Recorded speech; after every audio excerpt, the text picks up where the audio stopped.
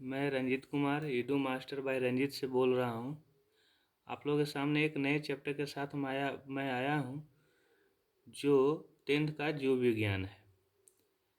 Chapter का नाम है लाइफ प्रोसेस, जैव प्रक्रम। लाइफ प्रोसेस, एक जीव का लाइफ प्रोसेस क्या होता है।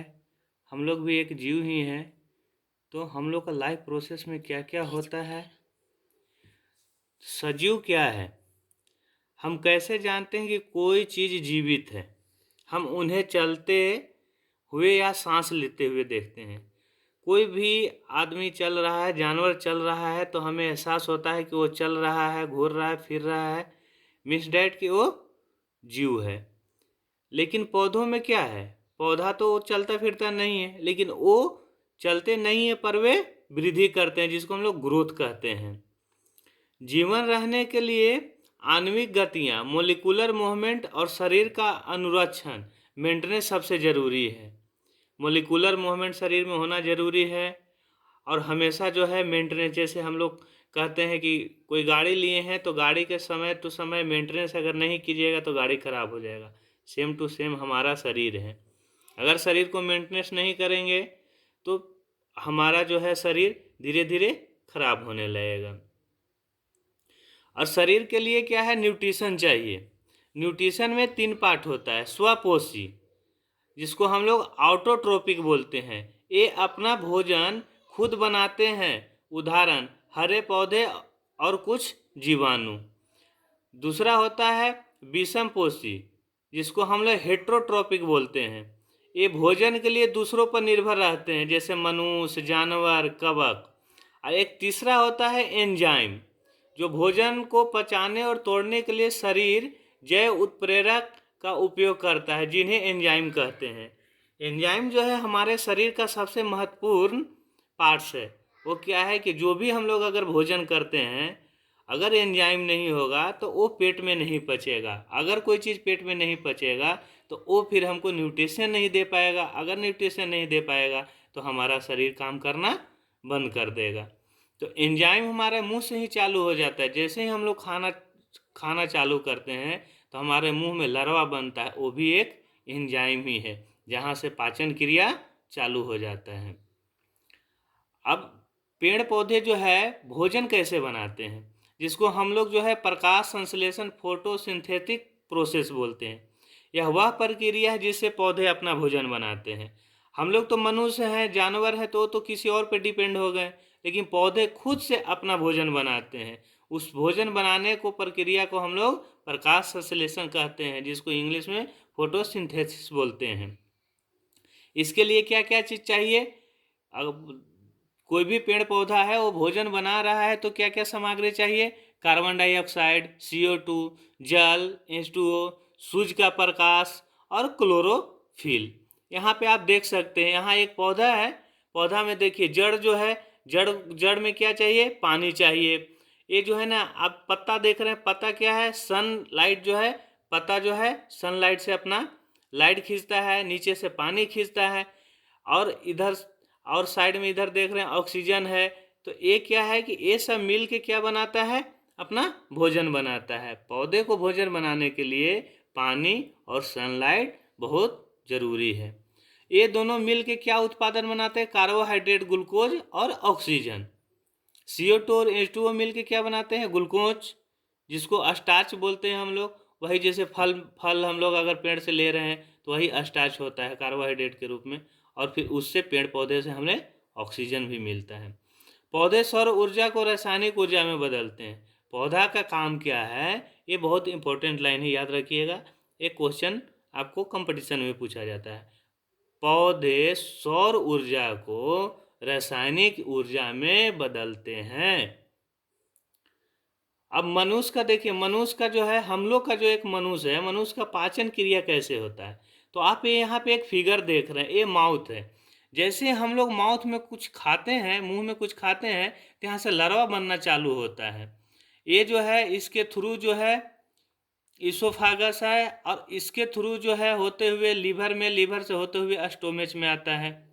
और स्टोमेच के पास से गल ब्लैडर है, जहाँ पे जो है ना एंजाइम निकलता है, एंजाइम क्या करता है कि उसको पचाने का काम करता है, वो रस बनाता है, और वो रस जो है हमें जो है शरीर में हर जगह भेजता है, जिससे हम लोग को ऊर्जा मिलता है। जैसे देखिए, मुंह भोजन का पाचन लार, जिसको सलाइवा बोलते हैं, से शुरू होता है। अमाशय, जिसे हम लोग स्टोमेच बोलते हैं, यहाँ भोजन एसिड और एंजाइम के साथ मिलता है। यहाँ पे एसिड और एंजाइम के साथ खाना हम लोग को मिल जाता है। उसके बाद क्या होता है कि स्मॉल इंस्टेंटाइन देखिए यहाँ पे है, यह सबसे लंबा भाग है शरीर का, यह सबसे लंबा भाग होता है। यहाँ भोजन पूरी तरह से पचता है और शरीर द्वारा सोख लिया जाता है।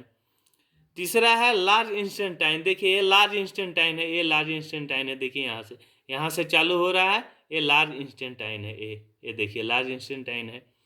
तो ये क्या होता है कि बचा हुआ पानी सोख लिया जाता है और अवशिष्ट बाहर निकाल देता है। हमारे भोजन के साथ पचाने के दरम्यान जो है अवशिष्ट बनता है, वो क्या करता है, लार्ज इंस्टेंटाइन जो है उसके थ्रू बाहर निकाल देता है। अब हम लोग रिस्पायरेटरी सिस्टम, वो तो पाचन तंत्र देख लिए, रिस्पायरेटरी सिस्टम जिसको हम लोग श्वसन बोलते हैं, जैसे हम लोग सांस लेते हैं, ये भी एक ऐसा प्रक्रिया जीव के लिए है जिसके बिना जीव जो है आप 1 से 2 मिनट भी नहीं जिंदा रह सकता है। सांस लेना और भोजन से ऊर्जा बनाना दो अलग बातें हैं। एरोबिक, यह ऑक्सीजन को उपस्थिति में होता है, इसमें ग्लूकोज पूरी तरह से टूटकर कार्बन डाइऑक्साइड, पानी और बहुत सारी ऊर्जा देता है। एक होता है अवावीय श्वसन, जिसके एनाएरोबिक बोलते हैं, वावीय श्वसन, और एक है अवावीय श्वसन। वावीय श्वसन क्या है कि ये ऑक्सीजन की उपस्थिति में होता है। एरोबिक जो है, वावीय श्वसन जो है ऑक्सीजन की उपस्थिति में होता है, इसमें ग्लूकोज पूरी तरह से टूटकर कार्बन डाइऑक्साइड और पानी और बहुत सारा ऊर्जा देता है। अवावीय ऑक्सीजन है जिसको एनाएरोबिक बोलते हैं, यह ऑक्सीजन की अनुपस्थिति में होता है, जैसे ईस्ट में होता है।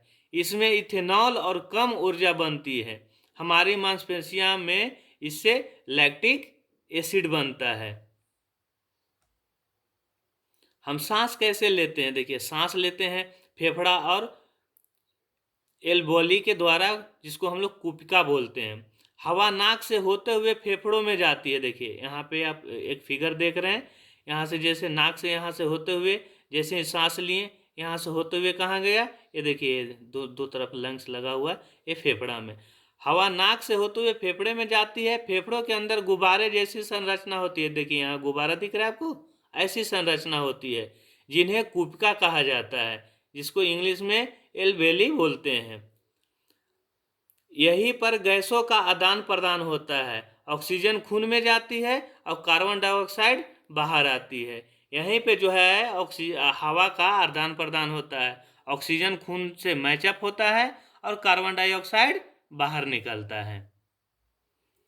हमारा हृदय, हृदय क्या है कि ये ऐसा हमारे शरीर का अंग है जो 24 आवर काम करते रहता है। अगर बंद हो गया, मीन्स डेट की, जिसको हम लोग बोलते हैं गांव देहात में कि फलना को हार्ट अटैक हो गया, चिलना को हार्ट अटैक हो गया, तो यही जो है हार्ट काम करना बंद कर दिया, मतलब कि यहाँ अगर ब्लड सर्कुलेशन जाना बंद हो गया तो हार्ट अटैक हो गया। हृदय एक पेशीय पंप है, मस्कुलर पंप, जो पूरी तरह में रक्त भेजता है। इसका काम क्या है, रक्त को भेजना।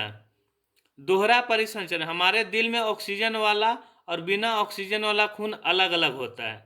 ये क्या होता है कि एक ऑक्सीजन के साथ होता है और एक नॉन ऑक्सीजन के साथ मिक्स होता है, जो दोनों रहता है। धमनियाँ, ये चीज़ ध्यान रखिए, धमनियाँ क्या करता है, दिल से खून को अंगों तक ले जाती है, मतलब कि यहाँ से हार्ट से पूरा शरीर में ले जाता है, उसको हम लोग धमनियाँ बोलते हैं। उच्च दबाव में होता है। शिराएँ क्या होता है, खून को वापस दिल तक लाता है। धमनी का काम क्या है कि दिल से पूरा शरीर में खून को भेजना, और शिराएँ के काम क्या है, खून को वापस दिल तक लाना। ये आप देखिए यहाँ पे blood from the body, body से आ रहा है, ब्लड वेन्स देख रहे हैं, blood from the body, body से आ रहा है। फिर यहाँ देखिए राइट वर्टिका है, लेफ्ट वर्टिका है। ये जो है देखिए यहाँ लंग्स है, ब्लड सर्कुलेशन है, ब्लड वेसल है, इसके थ्रू जो है ब्लड टू योर बॉडी, इसके थ्रू बॉडी में जा रहा है, इसके थ्रू जो है बॉडी से आ रहा है। ये देखिए फिगर में आपको दिख रहा होगा, कर्सर जैसे जैसे घूम रहा है, ये बॉडी से वापस ये लंग्स में आ रहा है और फिर यहाँ से घूम घाम के जो है फिर वापस लंग्स से कहाँ जा रहा है, बॉडी में जा रहा है। पौधे में परिवहन, पौधे में परिवहन कैसे होता है, तो इसमें जो होता है जो दो तरह का होता है, जाइलेम और फेलेम। ये देखिए ये जाइलेम है और ये देखिए फेलेम है।